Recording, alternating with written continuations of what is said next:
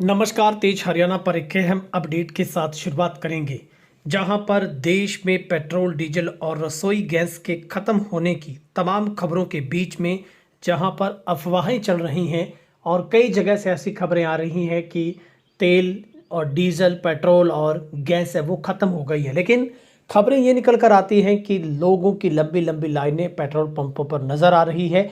लेकिन ये पूरा माजरा क्या है? केंद्र सरकार ने इस बात को लेकर स्पष्ट कर दिया है। क्या जानकारी केंद्र की तरफ से दी गई वो पूरी आपको बताऊंगा। लेकिन उससे पहले अगर आपने हमारे चैनल को फेसबुक पर फॉलो नहीं किया तो प्लीज़ अभी से हमारे पेज को फॉलो कर दें, ताकि इस तरीके की जानकारी और अच्छी खबरें प्रामाणिकता के साथ आप तक पहुंचती रहे।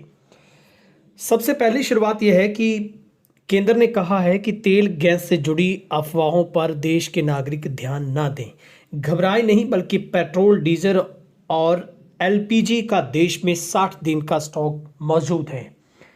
पेट्रोल, डीजल और रसोई गैस की खत्म होने की खबरों के बीच में केंद्र सरकार ने फिर से कहा है कि घबराएं नहीं, इसका 60 दिन का स्टॉक देश के पास है। इसके बाद यानी अगले 60 दिन के क्रूड की बुकिंग भी सरकार ने कर ली है। 8 लाख टन एलपीजी कार्गो सुरक्षित कर लिए गए हैं। ये अमेरिका, रूस, ऑस्ट्रेलिया समेत कई देशों से आ रही है।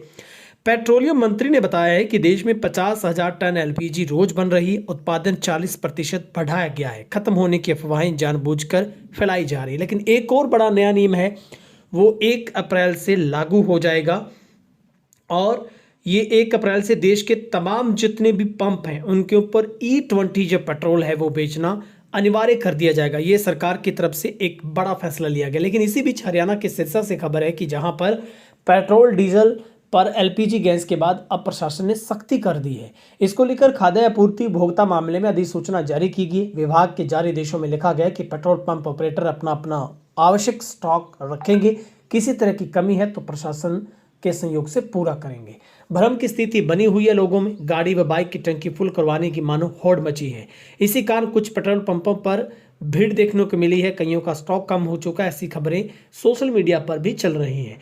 लेकिन प्रशासन ने स्पष्ट कहा है, डीलरों से बात की गई है, उन्होंने कहा है कि जितने भी पेट्रोल पंप है वो प्रतिदिन अपनी अपनी रिपोर्ट है वो प्रशासन के साथ साझा करेंगे और बोतल में या खुले में ड्रम में पेट्रोल या डीजल डालकर नहीं देंगे। इसका कारण है कि प्रशासन को किसी प्रकार की दिक्कत का जो सामना है वो ना करना पड़े।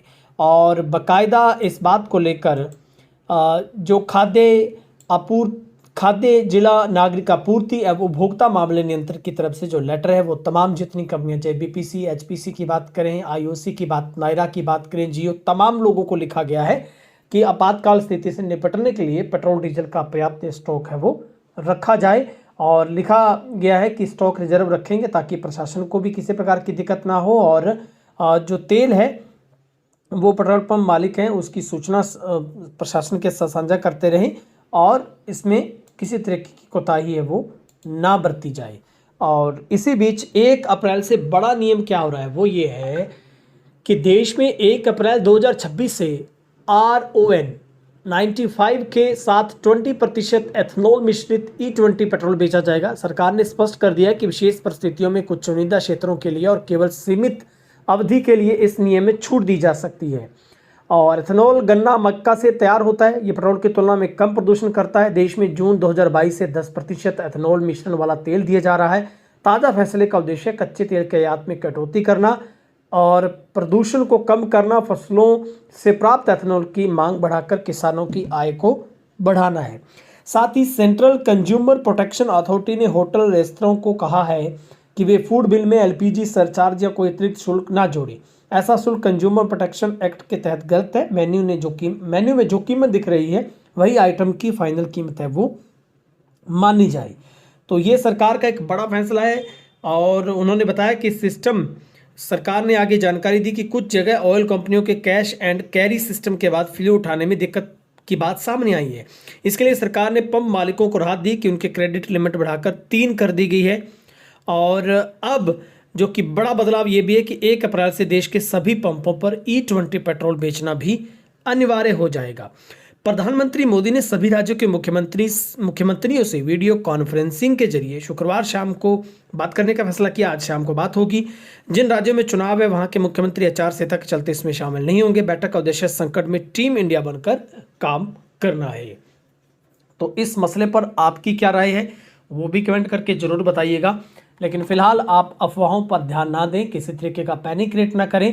और फिलहाल केंद्र सरकार ने ये स्पष्ट कर दिया है कि ना ही तो पेट्रोल डीजल की कमी है, एलपीजी का देश में 60 दिन का स्टॉक है और आज पेट्रोल डीजल के दामों पर भी जो एक्साइज ड्यूटी है वो कम कर दी गई है।